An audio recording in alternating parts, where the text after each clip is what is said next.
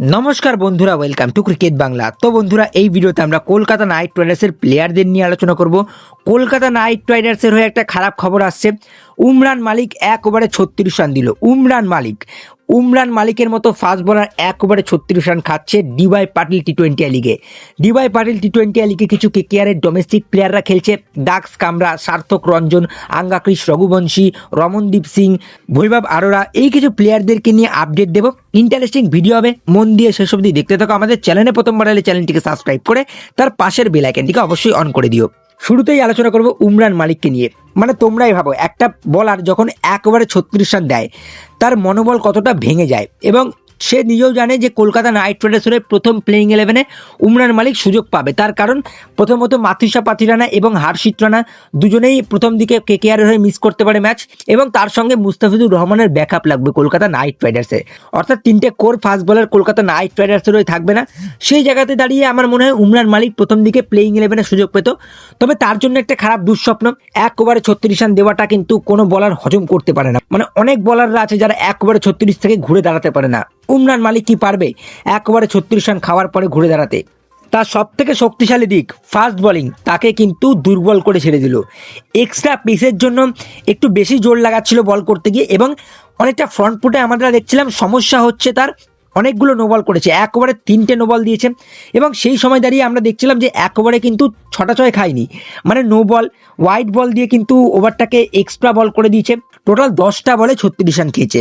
সুতরাং খারাপ একটা খবর কেকেআর ফ্যান্সদের জন্য যে কলকাতা নাইট রাইডার্সের ফাস্ট বলাররা টোটাল খারাপ ফর্মে রয়েছে। এবং তার সঙ্গে কিছু ভালো আপডেটও আসছে। দাক্স কামরা 3টে উইকেট নিচ্ছে সেই ম্যাচে। ডিওয়াই পাটিল টি-20 লিগে টাটা স্পোর্টস বনাম মুম্বাই কাস্টমসের গতকালকে ম্যাচ ছিল, যেখানে টাটা স্পোর্টস প্রথম ব্যাটিং করে 192 রান করে, এবং সেই ম্যাচে কিন্তু দাক্স কামরা 3টে উইকেট নিয়েছে। 4 ওভারে 32 রান দিয়ে 3টে উইকেট। বৈভব আরোরা ভালো বল করেছে। বৈভব আরোরা নতুন বলে বল করেছে, মিডিল ওভারে বল করেছে, ডেথ ওভারে বল করেছে, যেটা কিন্তু একটা ভালো খবর কেকেআর ফ্যান্সদের জন্য যে শুরুতে কখন হার্ষিত রানা এবং মাথিসা পাথিরানা থাকবে না, বৈভব আরোরার কাঁধে অনেকটা দায়িত্ব থাকছে। 4 ওভারে 34 রান দিয়ে একটা উইকেট নিয়েছে কালকের ম্যাচে। এবং 192 রান যখন মুম্বাই কাস্টম চেস করতে নামে, উমরান মালিককে প্রথম দিকে বল করানো হয় নতুন বলে, 1 ওভারে 23 কনসিড করে, এবং তারপরে অনেক পরে বল করতে দেওয়া হয়, 13 ওভারের পরে বল করতে দেওয়া হয়। সেই সময় দাঁড়িয়ে কিন্তু উমরান মালিক একটা খারাপ স্পেল করে দেয়।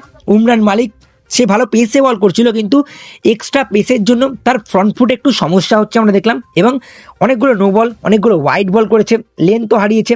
2-4টে ভালো বলও ছিল, সেখানে ব্যাটসম্যান দারুণ কটা শট মেরেছে। তো ওভারঅল আমি উমরান মালিককে অতটাও দোষ দিচ্ছি না। তাকে এখনো অনেক কাজ করতে হবে, তার ফ্রন্ট ফুটের উপর কাজ করতে হবে, তার লেন্থের উপর কাজ করতে হবে, তাকে আরও ভেরিয়েশন শিখতে হবে।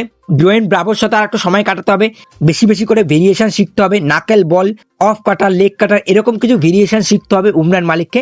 এবং উমরান মালিকের হয়তো এখন জানা উচিত যে এখন কোনো ব্যাটসম্যানরা পেসকে ভয় পায় না। এখন যত তুমি পেস অফ করবে, যত কম স্পিডে বল করবে, ব্যাটসম্যানকে খেটে মারতে দেবে, তত কিন্তু ব্যাটসম্যানের উইকেট পড়ার সম্ভাবনাটা বেড়ে যায়। সুতরাং এখনও অনেক এক্সপেরিমেন্ট করতে হবে, এখনও স্লোয়ার রানের উপর কাজ করতে হবে, ডোয়েন ব্রাভোর সাথে থাকতে হবে। ডোয়েন ব্রাভোর 400-র বেশি উইকেট রয়েছে, এবং তুমি দেখো ডোয়েন ব্রাভো কিন্তু actually slower bowler. Dwayne Bravo কিন্তু 140-এ বল করতো না, ডোয়েন ব্রাভো এই 130 অ্যাভারেজ বল করতো, এবং নানা রকম ভেরিয়েশনে দক্ষ ছিল ডোয়েন ব্রাভো। 400টা উইকেট নেওয়া কিন্তু মুখের কথা না। সুতরাং এইখান থেকে দাঁড়িয়ে উমরান মালিকের জন্য অনেক কিছু শেখার বিষয় রয়েছে, কিভাবে ভেরিয়েশনস করতে হবে। বাকি যদি এই ম্যাচটা নিয়ে আলোচনা করি, দাক্স কামরা 3টে উইকেট নিয়েছে। কেকেআর ফ্যান্সদের জন্য একটা ভালো খবর, কেকেআরের স্পিনাররা দারুণ ছন্দে রয়েছে। গতকালকে নিউজিল্যান্ডের হয়ে রচিন রবীন্দ্র 4টে উইকেট নিল, গতকালকে দাক্স কামরা 3টে উইকেট নিয়েছে। সুতরাং স্পিনের অপশানগুলো কলকাতা নাইট রাইডার্সের কাছে খোলা রয়েছে। কিন্তু ফাস্ট বোলিং কে করবে? মানে যেখানে মুস্তাফিজুর রহমান নেই, এবং তার সঙ্গে হার্ষিত রানা, মাথিসা পাথিরানা কলকাতা নাইট রাইডার্সের হয়ে ফিরছে কিনা সেই নিয়েও কিছু আপডেট আসেনি। ফাস্ট বোলিংয়ে প্রচণ্ড দায়িত্ব রয়েছে বৈভব আরোরা প্লাস উমরান মালিকের উপর। গতকালকে দাক্স কামরা আউট করলো রমনদীপ সিংকে। রমনদীপ সিং প্রথমে বৈভব আরোরাকে একটা দারুণ 6 মারে বসে, এবং তারপরে দাক্স কামরা তাকে আউট করে। মানে কেকেআরের প্লেয়াররা নেটে পুরোপুরি তৈরি, তাদের প্লেয়ারদেরকে চেনা হয়ে গেছে, তারা একে অপরের সঙ্গে খেলতে খেলতে তাদের মধ্যে একটা বোঝাপড়া হয়ে গেছে, সেটাই দেখতে পারলাম কালকের ম্যাচে। বাকি উমরান মালিককে কিন্তু এখান থেকে ঘুরে দাঁড়াতে হবে। একটা ম্যাচে এরকম হয়ে গেছে বলে এই না যে উমরান মালিক পুরোপুরি ডিপ্রেশনে চলে আসুক এবং উমরান মালিকের বোলিংটা আরও খারাপ হয়ে যাক, এমনটা না। এখনও অনেক হার্ডওয়ার্ক বাকি আছে উমরান মালিকের। জম্মু কাশ্মীরের এই ফাস্ট বলার কিন্তু কেকেআরের হয়ে অনেক নাম কামাতে পারে, ট্যালেন্ট তো আছে। বাট ট্যালেন্টটাকে ইউটিলাইজ করতে হবে। বাকি আরও একটা ভালো খবর আসছে, রিঙ্কু সিং কিন্তু আজ যোগদান করবে ভারতীয় দলে। ভারতীয় দলের ক্যাম্পে আজ রিঙ্কু সিং যোগদান করবে, যদিও আজকের ম্যাচে রিঙ্কু সিং খেলবে না। ভারতীয় দলের প্লেইং 11 কেমন হবে আজকে জিম্বাবুয়ের ম্যাচে ছোট্ট করে একটু বলে দিই। যেহেতু গতকালকে আমরা প্র্যাকটিসে দেখলাম সঞ্জু স্যামসনকে কিপিং করতে, তো বোঝাই যাচ্ছে আজ সঞ্জু স্যামসন খেলবে। সঞ্জু স্যামসন এবং অভিষেক শর্মা ওপেনিং করবে।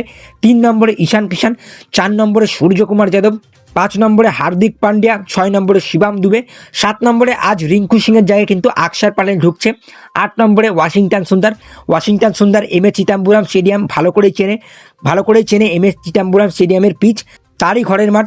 সুতরাং আজকের ম্যাচে কিন্তু ওয়াশিংটন সুন্দর খেলবে। 8 নম্বরে ওয়াশিংটন সুন্দর, 9 নম্বরে আর্শদীপ সিং, 10 নম্বরে বরুণ চক্রবর্তী এবং 11 নম্বরে জাসপ্রীত বুমরা। এই হতে পারে আজকের প্লেইং 11। বাকি ওয়েস্ট ইন্ডিজ এবং সাউথ আফ্রিকা ম্যাচের দিকেও আমাদের নজর রয়েছে। সাউথ আফ্রিকা এই ম্যাচটা জিতলে কিন্তু ভারতের জন্য সহজ হয়ে যাবে কোয়ালিফাই করা। যদি ওয়েস্ট ইন্ডিজ এই ম্যাচে জিতে যায় তাহলে কিন্তু ভারতকে একটা বড় মার্জিনটা জয়লাভ করতে হবে। যেই মার্জিনটা প্রথম ব্যাটিং করলে 100 রানের বেশি রানে জয়লাভ করতে হবে এবং সেকেন্ড ব্যাটিং করলে সেই রান চেসটা 11 ওভারের আগে চেস করতে হবে। সুতরাং চাপ থাকবে ভারতের জন্য। বাকি তোমাদের কি মতামত থাকছে অবশ্যই জানিও। ভিডিওটা ভালো লাগলে লাইক করে দিও, শেয়ার করে দিও, আমাদের চ্যানেলে প্রথমবার এলে চ্যানেলটিকে সাবস্ক্রাইব করে তার পাশের বেল আইকনটিকে অন করে দিও। তো চলো আজকের ভিডিওতে এইটুকুই, টাটা।